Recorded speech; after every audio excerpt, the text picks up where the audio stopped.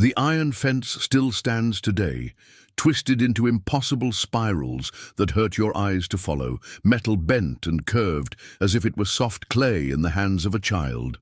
Local blacksmiths have examined it for over a century and 60 years, and none can explain how solid wrought iron could be manipulated into such intricate patterns without heat, without tools, without any of the methods known to man.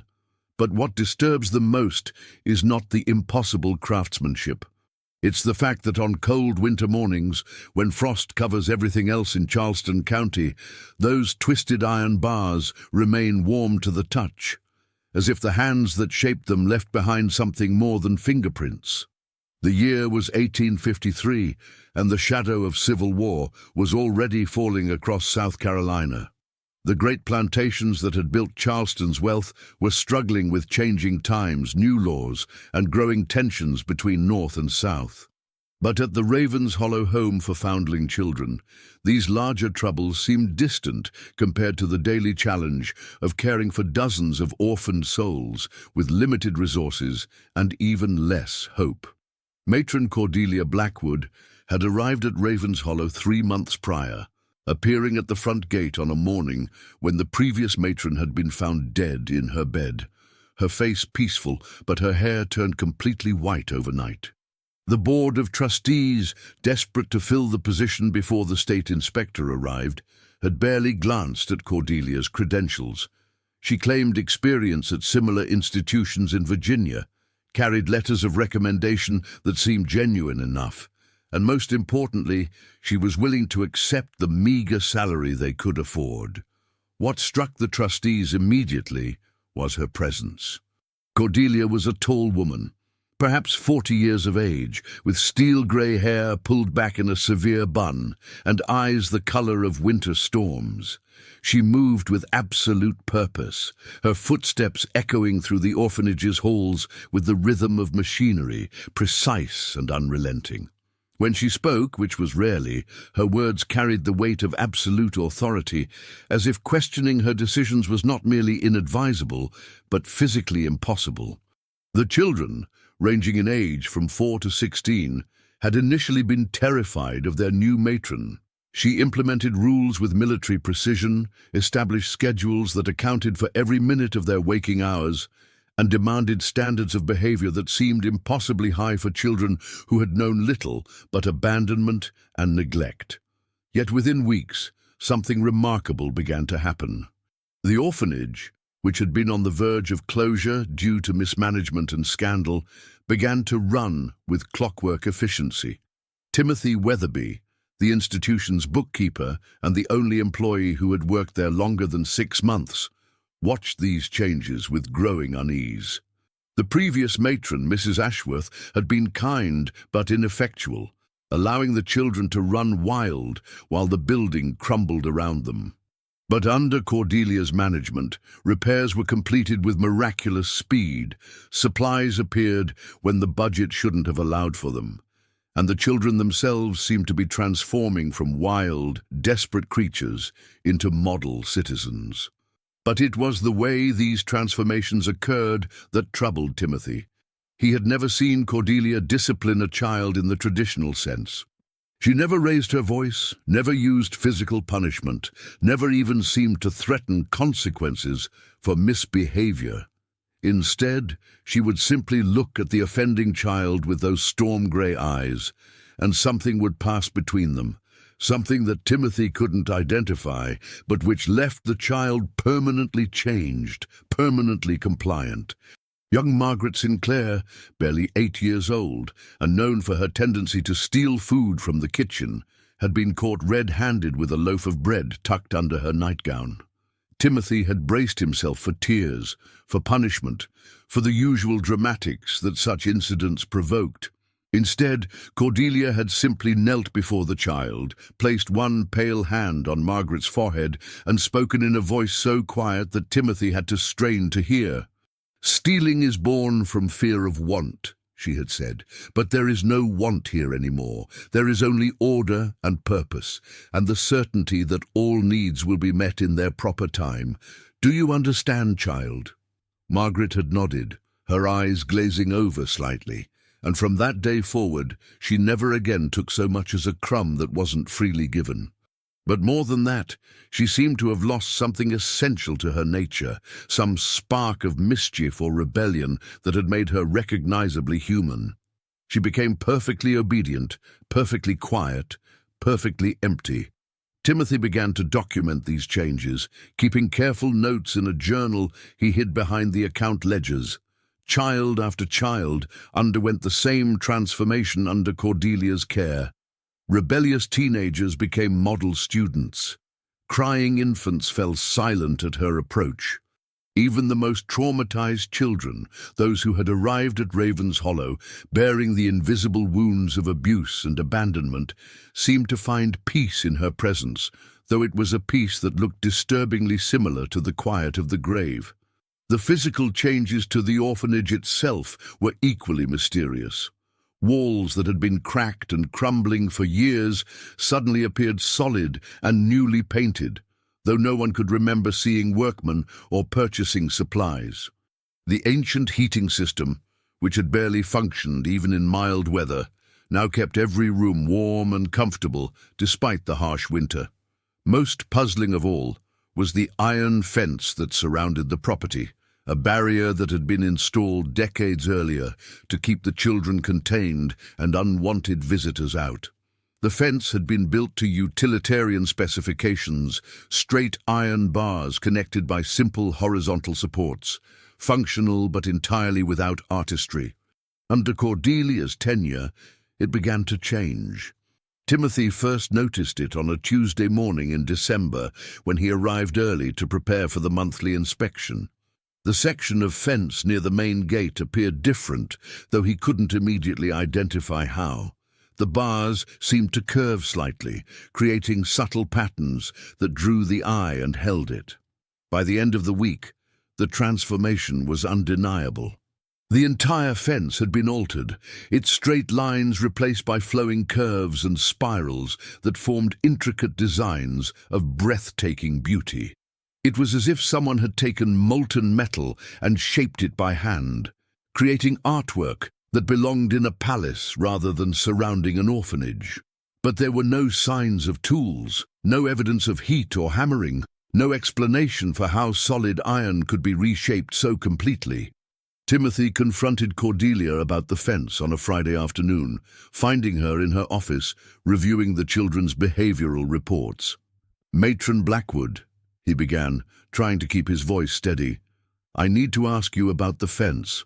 The iron fence around the property." Cordelia looked up from her papers, her expression revealing nothing. "What about it, Mr. Weatherby?" "It's been changed, altered.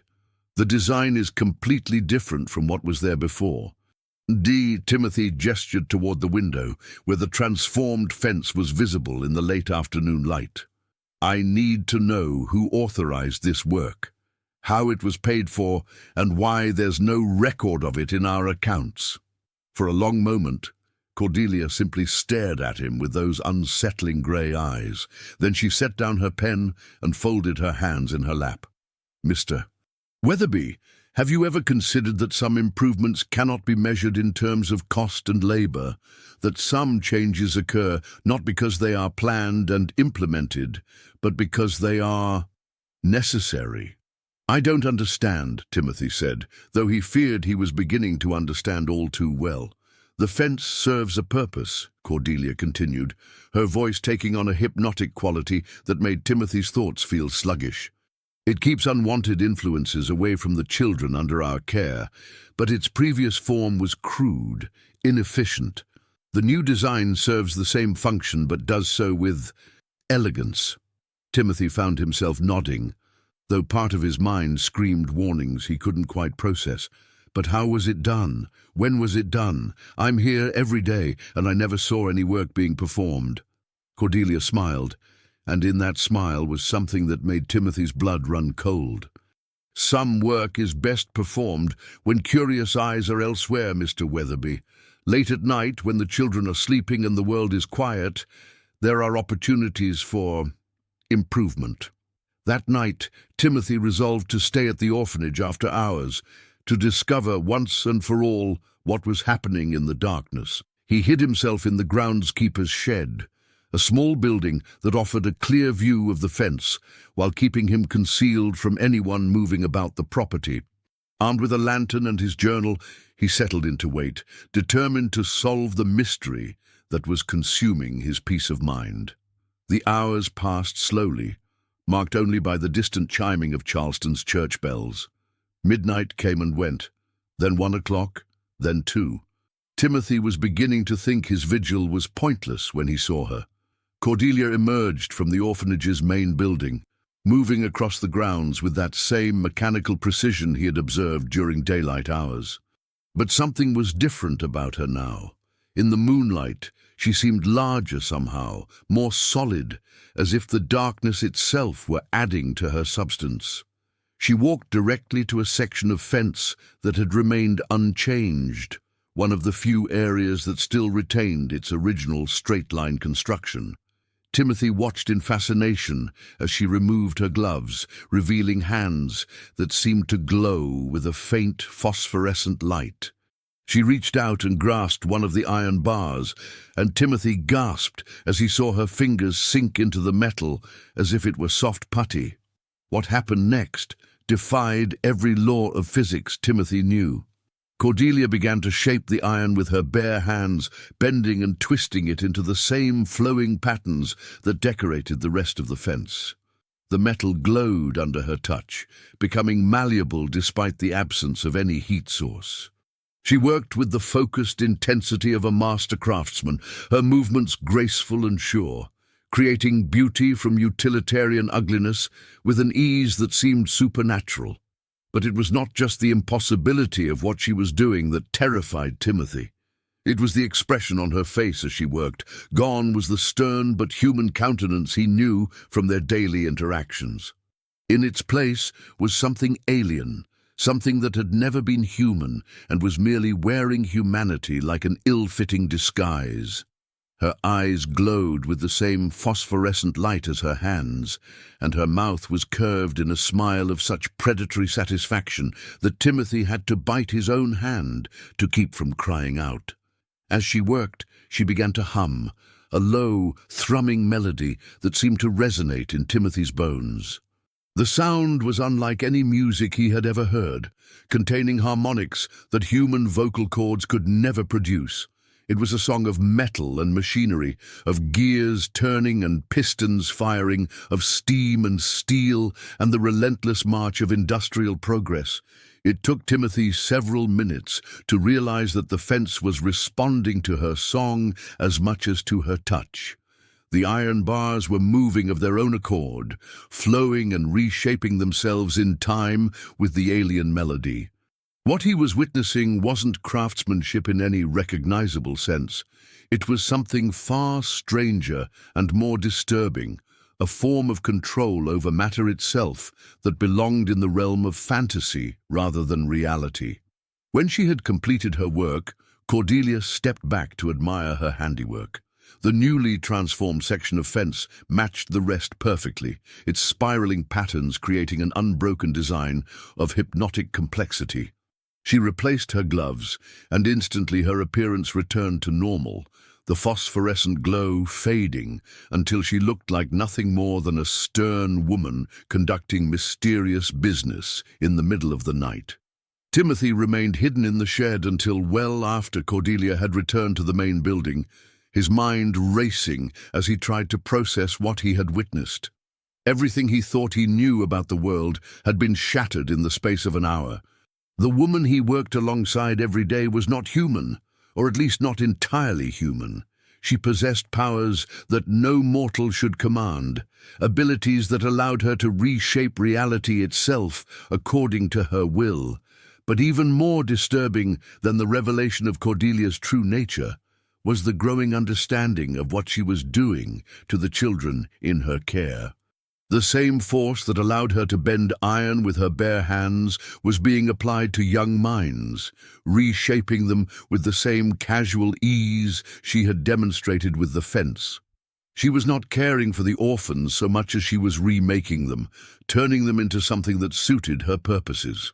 The next morning, Timothy struggled to maintain his composure as he went about his usual duties.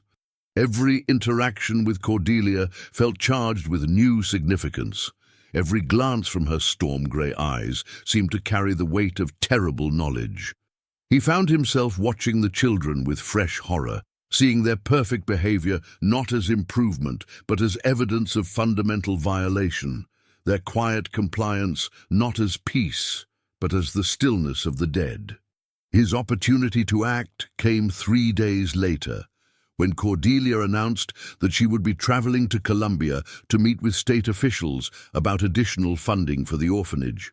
She would be gone for 2 days, leaving Timothy in charge with the help of Mrs. Henderson, the elderly cook who served as the institution's only other adult employee. As soon as Cordelia's carriage disappeared down the road, Timothy began his investigation in earnest. He searched her office thoroughly, looking for any clue about her true identity or intentions. What he found in a locked drawer of her desk made his blood run cold. Documents that appeared to be official records but contained impossible information. Birth certificates listing her birth year as 1743, more than a century in the past.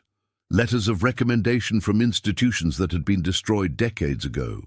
And most disturbing of all, a ledger containing detailed notes about each child in her care, observations written in a clinical hand that described them not as human beings, but as raw materials to be processed and refined. The entries for children who had undergone her improvements were particularly chilling.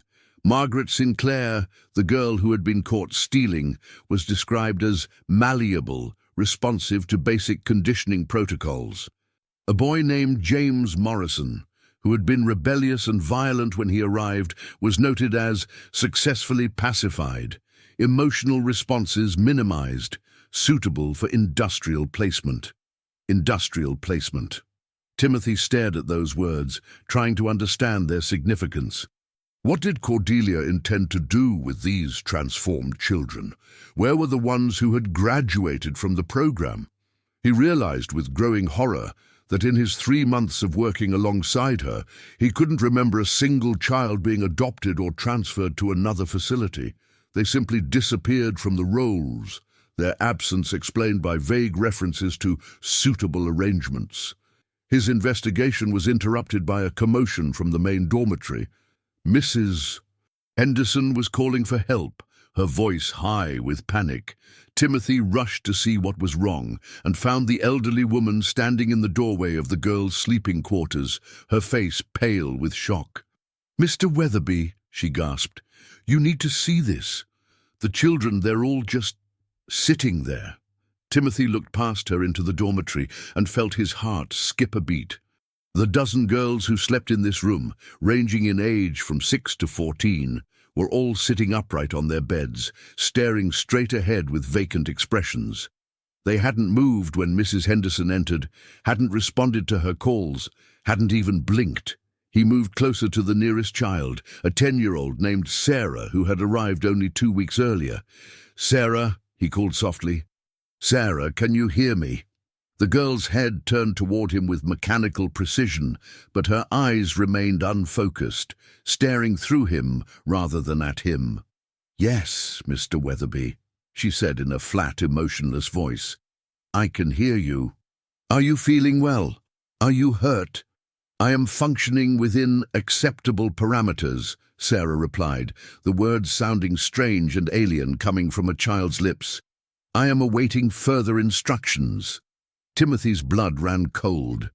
The transformation he had witnessed in other children had accelerated dramatically in Cordelia's absence, as if her departure had triggered some predetermined protocol.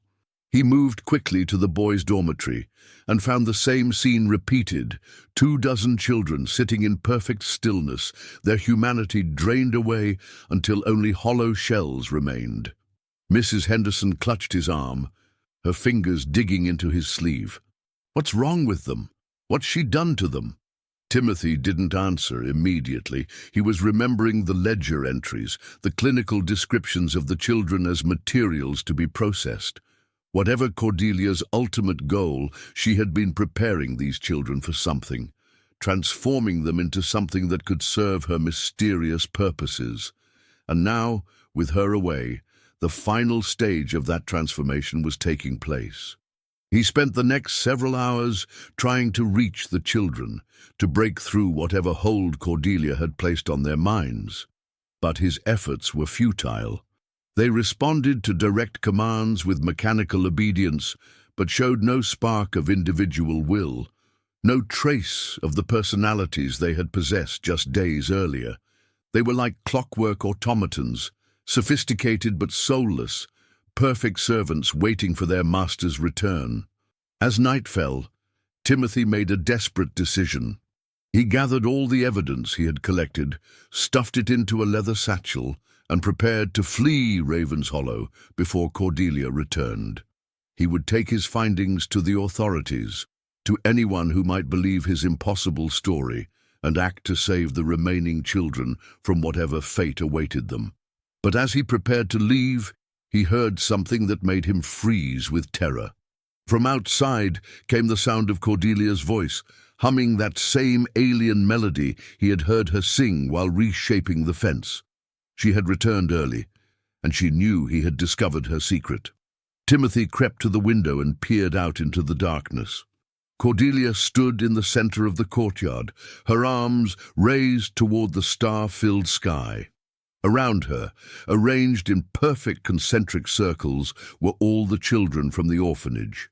They moved in unison, performing some sort of ritual dance that matched the rhythm of her humming, their faces blank and expressionless in the moonlight. As Timothy watched in horrified fascination, Cordelia's appearance began to change. The human disguise she wore during daylight hours fell away like a discarded garment, revealing her true form. She was taller now, her limbs elongated and jointed in ways that hurt to observe. Her skin had taken on a metallic sheen, and her eyes glowed with the same phosphorescent light he had seen when she worked with the iron fence. Most disturbing of all were her hands, which had transformed into complex mechanical assemblies of gears and pistons, tools designed for shaping and molding on a scale beyond human comprehension. The children danced around her with increasing speed, their movements becoming more fluid and synchronized until they resembled the workings of some vast machine. And Timothy began to understand the true horror of what he was witnessing. Cordelia was not merely controlling these children or reshaping their minds. She was preparing them for physical transformation, turning them into components of some larger mechanism that served purposes he could barely imagine. The ritual reached its crescendo as Cordelia's humming became a roar of mechanical noise, the sound of factories and foundries working at full capacity. The iron fence around the property began to glow and move, its twisted patterns shifting and reconfiguring as if responding to her call.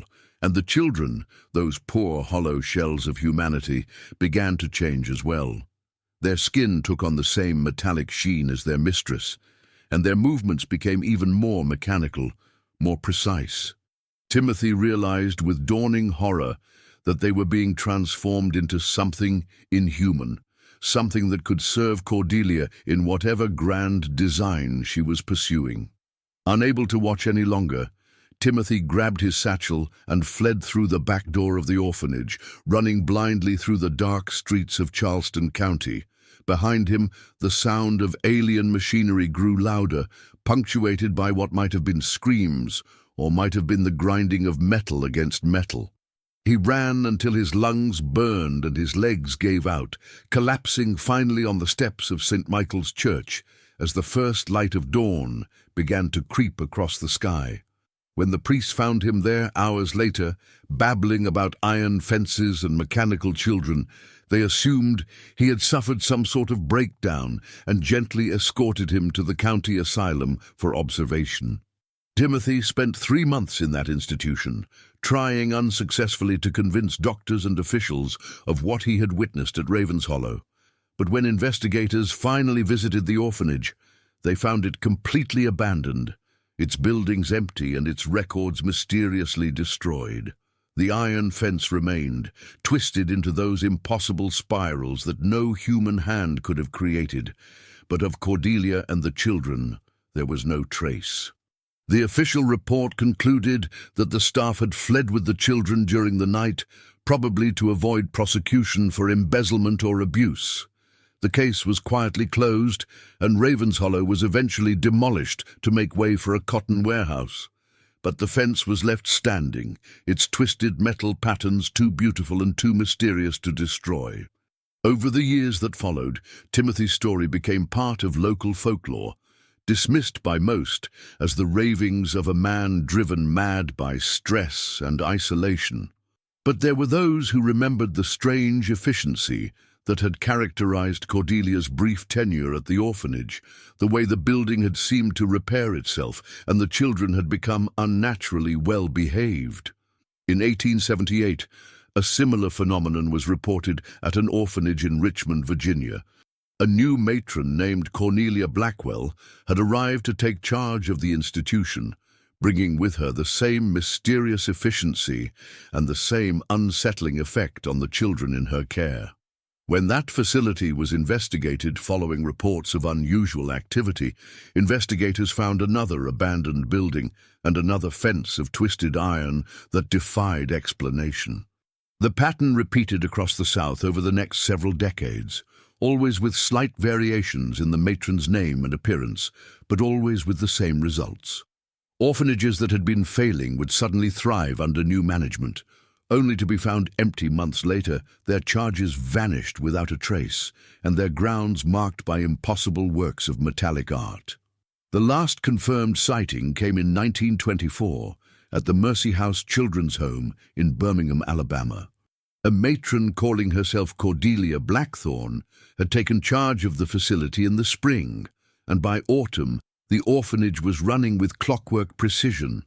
Local residents reported hearing strange mechanical sounds coming from the property at night, and several witnesses claimed to have seen the iron gates moving and reshaping themselves in the moonlight.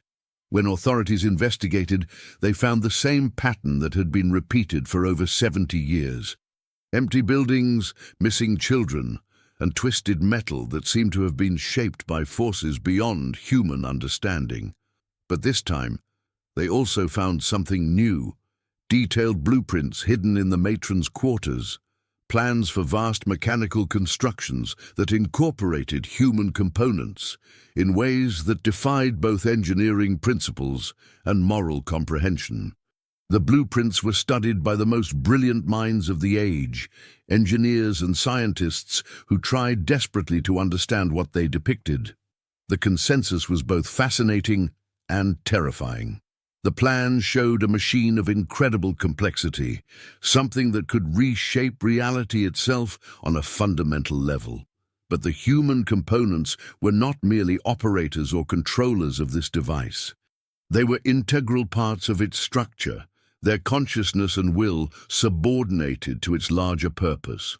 Dr. Marcus Holloway, the physicist who led the investigation into these documents, wrote in his final report, "What we are dealing with appears to be an entity that views human beings not as individual souls deserving of respect and protection, but as raw materials for some vast industrial process. The missing children were not kidnapped in any conventional sense. They were harvested, processed, and incorporated into a mechanism that serves purposes we cannot begin to comprehend." The blueprints disappeared from government custody in 1926, along with all official records of the investigation. Dr. Holloway himself vanished 3 months after submitting his report, leaving behind only a note that read, "The machine is not being built. The machine is building itself, one component at a time, and we are all potential parts in its grand design."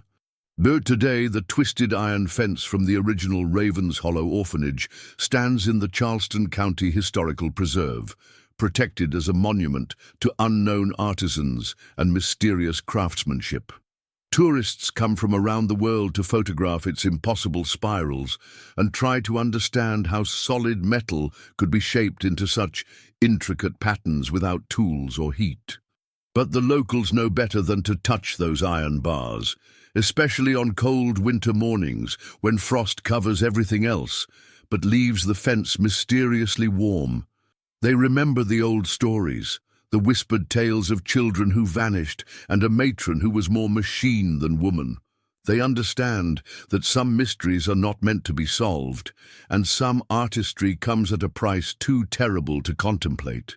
And sometimes, on nights when the moon is dark and the air is still, residents of Charleston County report hearing sounds from the direction of the old fence.